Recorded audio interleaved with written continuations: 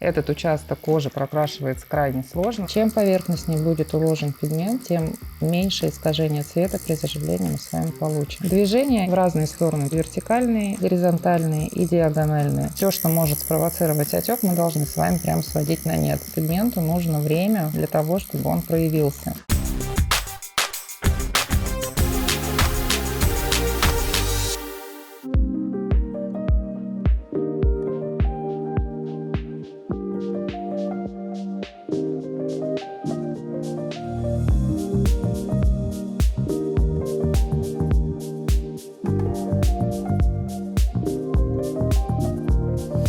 Всем привет! Меня зовут Мария Плотникова, и я приветствую вас на канале Ханафи. Сегодня мы будем делать с вами стрелку с растушевкой.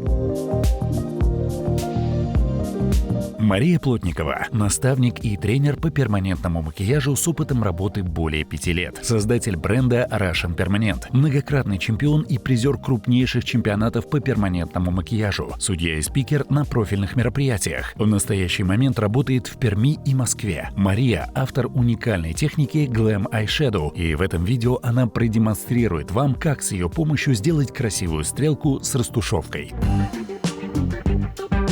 Предварительно мы уже отрисовали эскиз простой гелевой ручкой и самозатачивающимся карандашом. Начинаем с фиксации эскиза, направляющей наши стрелочки. Вылет иглы 2-3 мм. Растягиваем кожу в 3 стороны, тянем пальчиком кверху, большим пальцем тянем к низу и второй рукой растягиваем в 3-ю сторону. И прям аккуратненько, поверхностно начинаем фиксацию. На правом глазу мы фиксируем направляющую, начиная с межресничного края, то есть в противоположном направлении. Аккуратненько, не глубоко заходим в кожу. Натяжение точно так же 3 стороны. И прямо линией в тонкий-тонкий волосочек мы выводим направляющую нашей стрелки. Прямо еле-еле на чувстве легкой сцепки выводим линию и выходим аккуратненько из кожи. Проверяем, все остается. Для фиксации эскиза я начинаю всегда с самого светлого оттенка, для того, чтобы у меня было меньше вероятности, что я нарисую какую-то жирную линию. И в данном случае это первый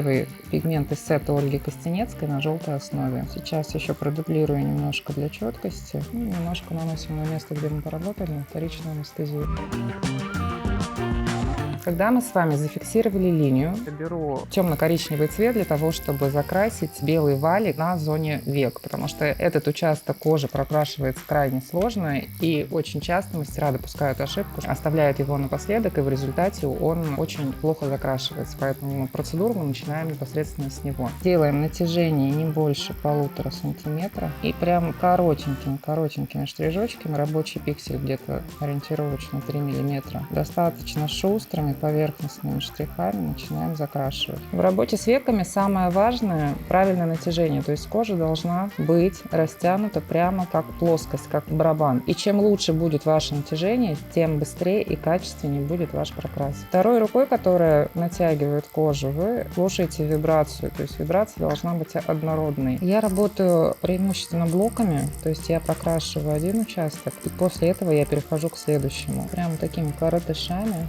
Следим за натяжением, делаем достаточно плотный, но в то же время очень поверхностный прокрас. Чем поверхностнее будет уложен пигмент, тем меньше искажения цвета при заживлении мы с вами получим. Движения в разные стороны, то есть это могут быть и вертикальные, и горизонтальные, и диагональные, так называемый эффект сеточки. Сейчас у нас участочек с вами закрасился, и мы постепенно переходим к следующему. Буквально на миллиметрика 3 выступаем и начинаем красить. Сейчас работаем на аппарате Bishop. Это гибрид от иглы 3,5. Иголки выбираем преимущественно острой заточки. В данном случае это 30-ка RL LT. Вот так вот постепенно мы прокрашиваем вот эту вот самую яркую часть нашей стрелочки, не торопясь, на чувстве прямо легкой сцепочки. Меняя направление штриха, я поштриховала горизонтально, сейчас идем по диагонали, тянем штрих наверх. В процессе прокраса белого валика я всегда захожу в межресничную зону, для того, чтобы она у нас уже с самого первого прохода постепенно начинала прокрашиваться. Мы с вами тогда, когда подойдем уже к прокрасу межресничной части, у нас с вами осталось проработать ее совершенно чуть-чуть. Сразу какого-то яркого прокраса мы не ждем и помним, что пигменту нужно время для того, чтобы он проявился. А так как мы работаем поверхностно, мы с вами яркость цвета видим не сразу. Над радужкой глаза это та зона, которая очень сложно прокрашивается. На этой зоне важно не психовать. Вы должны всегда смотреть на диаметр точки, которую оставляет ваша иголочка. То есть точка должна быть микроскопическая, пылюшная, как мы делали в зоне хвостика, в зоне направляющей нашей стрелки. Очень тщательно в этой зоне также смотрим за натяжением, потому что очень часто именно вот на этой части глаза теряется натяжение, и иголка начинает лить краску, то есть мы начинаем работать в луже. Это говорит в первую очередь о том, что потеряли натяжение. Прокрасить мы эту зону не можем, и мы начинаем ее травмировать. Ни в коем случае, когда у нас не идет прокрас, мы не добавляем нажима на аппарат. Мы должны прям чувствовать второй рукой ту вибрацию, которую отдает иголка. И вот эта вибрация должна быть на любом участке глаза, кроме межресничной части, одинаковые. В втором глазу начинаем точно так же с уголочка нашей стрелки, той части, которая должна быть самая яркая. И нашими такими прям вот короткими, достаточно хлесткими штрихами, на чувстве легкой сцепки, мы начинаем закрашивать чашечку нашей стрелочки. Яркость цвета мы с вами достигаем за счет плотности прокраса. Чем поверхностнее мы с вами двигаемся, тем менее травматична вся эта история для кожи человека. Иголочка прям еле-еле-еле касается кожи. В зоне век я не использую длинный штрих, потому что длинный штрих, он пигмент укладывает глубже. Легкие, коротенькие, в то же время достаточно такие хлесткие штрихи выбираем в работе в зоне век. Сейчас пройдусь вдоль линии ресниц для того, чтобы немножко зацепить межресничную часть. Сейчас наносим анестезию и возвращаемся на правый глазик. В правом глазу я сажусь буквально у изголовья для того, чтобы мой штрих шел по направлению к выходу стрелки. Сейчас точно так же мы работаем темным коричневым. Снова начинаю с этого же места, продолжаю уплотнять, добавлять насыщенности. Точно такими же короткими штрихами. И обязательно, когда мы с вами тянем цвет наверх, стараемся выкладывать пиксель так, чтобы он был достаточно такой как бы хаотичный, чтобы не было четких границ при переходе одного цвета из другого. После анестезии пигмент уже значительно лучше укладывается. Я вообще, в принципе, люблю работать на участке после заморозки вторичной анестезии, потому что кожа становится более сухая и более твердая. По моим ощущениям, прям прокрас идет гораздо лучше. Всегда начинаю с межресничной части, захватывая часть межреснички. Тем самым я ее прям постоянно крашу. И тут же вот этот же блок, который я красила, я сейчас начинаю закрашивать перекрестными штрихами. Я тяну сейчас их все на себя. Чем выше мы поднимаемся, тем более разряженной укладка пикселя должна быть. То есть самая плотная часть у нас с вами остается в межресничной части и над межресничкой. Все, что идет прямо выше, оно должно быть прям прозрачное. Опять начинаю с межресничной части, плотненько поработала и разряженными штрихами подтягиваю наверх. Еще один блок захвачу и дальше меняю направление штриха. Вытираем пигмент аккуратно. Я беру влажный диск и прям немножко сначала примакиваю, и потом вот разовым движением вытираю. Глаза, они у нас склонны отекать, и чем больше трения будет, тем выше вероятность отека. Поэтому все, что может спровоцировать отек, мы должны с вами прям сводить на нет. Так постепенно плотность прокраса уже начинает проявляться. И чем ближе к переносице, тем на убыль у нас с вами толщина вот этой вот растушевки идет. И прям короткими штрихами плотненько вносим пигмент. Меняем направление штриха на себя. И опять, заходя в межресничную часть, постепенно прокрашиваем. Когда у нас с вами выложен уже первый вот этот вот самый основной слой, я беру второй цвет из Светлоты Костенецкой. Он более такой на красной основе. И я немножко степляю всю ту историю, которую я сейчас штриховала. Наверх сильно не поднимаемся. Верхушку мы будем с вами закрывать тем же цветом, каким фиксировали эскиз. Это первый цвет на желтой основе, для того, чтобы у нас прям был такой вот эффект на нет выходящей стрелки. И вот этим вот вторым цветом я буквально еще на миллиметр выхожу из той зоны, которую я прокрасила на свежий участочек. Прямо такими короткими разрозненными штрижочками соединяем эти два блока и переходим к самому верхнему этажу, самому светлому. сейчас взяла уже самый светлый коричневый. Моя задача им сейчас очень-очень-очень рассыпчато. То есть вот если мы с вами изначально работали достаточно плотной укладки, то здесь мы просто чуть-чуть размываем границы нашей стрелки. Рыхлим вот эти всю историю, чтобы стрелка в зажившем виде просто не имела границ. При заживлении вот этот вот желтый цвет, он будет практически не ощущаться, но в то же время вот он будет как раз-таки создавать вот этот вот эффект невесомости на веке. И прям такими вот достаточно просторными, раскидистыми штрижочками соединяем яркую часть и чистый участок кожи. Наблюдайте за тем, чтобы расстояние между точками было одинаковое. Здесь критерием будет не плотность прокраса, не яркость, а именно одинаковый рисунок.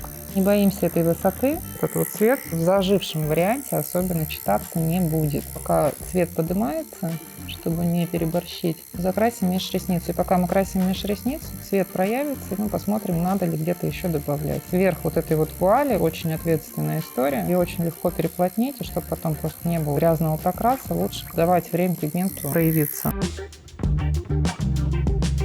Далее берем четвертый цвет и начинаем работать с межресничной зоной. Наша задача межресницу открыть. И тоже сразу хочется уточнить о том, что движение мое, штрих здесь будет более, если так можно назвать, грубовато относительно того, что я делала до этого. Чашечку обязательно подчеркиваем, чтобы был красивый вход в межресницу. Межресницу мы закрашиваем короткими движениями, очень-очень-очень плотно. Тоже точно так же двигаюсь блоками. И вот как будто по одному и тому же месту. Почему на межресничке мы работаем более грубовато? Потому что межресница, она имеет наподобие хрящевидной ткани, за счет того, что там фолликулы волос, фолликулы ресниц. Потому что если будет слишком так поверхностно, оно как бы краситься не будет. Когда я крашу межресницу, я сразу же на миллиметр от межресницы еще поднимаюсь наверх для того, чтобы вот этот вот участок тоже прокрасить вот этим черным цветом. Но когда я поднимаюсь наверх от межресницы, как бы я не очень плотно его закрашиваю, то есть он достаточно такой раскидистый. Усиливаем межресницу. Смотрите, я прокрасила горизонтально. Тут же этот же участок веду короткими штрихами по диагонали. Начало стрелки мы с вами фиксируем черным цветом по росту последней реснички. То есть до конца не доводим, примерно процентов на 40, на 50, для того, чтобы стрелка была более объемная, более живая. Межресничку протираю сразу, потому что черный пигмент, он имеет свойство налипать, его потом очень сложно достать. И вот здесь вот в предмежресничной зоне, да, вот в зоне белого валика, я не плотными штрихами набросаю черный цвет для того, чтобы усилить градиент, вот этот вот самый переход цвета. Но не плотно, то есть там линии никакой появиться по итогу не должно. Открыла межресницу. С предыдущего блока я выхожу буквально на миллиметр, то есть у меня идет прям нахлест один блок на другой, 90%. И опять также плотно от последнего ряда ресничек к верхнему поднимаемся. Сейчас будем прокрашивать начало межреснички. Для этого межресницы прям хорошенько открываем. Из толстенького участка прям в тоненький волосок, вот туда ближе к переносице, аккуратненько заводим. И вот я сейчас вот эту вот часть начинаю передавать. То есть у меня идет проход черным и проход темно-коричневым. То есть я условно вот этот вот черный цвет, я его прямо запечатываю. Снова взяла черный. И вот так достаточно разрозненно укладываю. Межреснички более плотно. Вот в этой чашечке можно немножко поплотнее, но не сильно. Потому что черный цвет, он достаточно интенсивный, и он очень быстро собой закрывает все. Наша задача просто чуть-чуть добавить контраста в цвет. Следим за тем, чтобы не переплотнять, и ни в коем случае тоже не начинаем нажимать на век, чтобы оно не село глубоко. Далее темно-коричневый и запечатываем черный цвет. Все, и сейчас я беру финальный проход, второй цвет, более теплый, и просто аккуратненько пробегаюсь по всему телу нашей стрелочки. Пробегаю не плотно, а достаточно разряженно.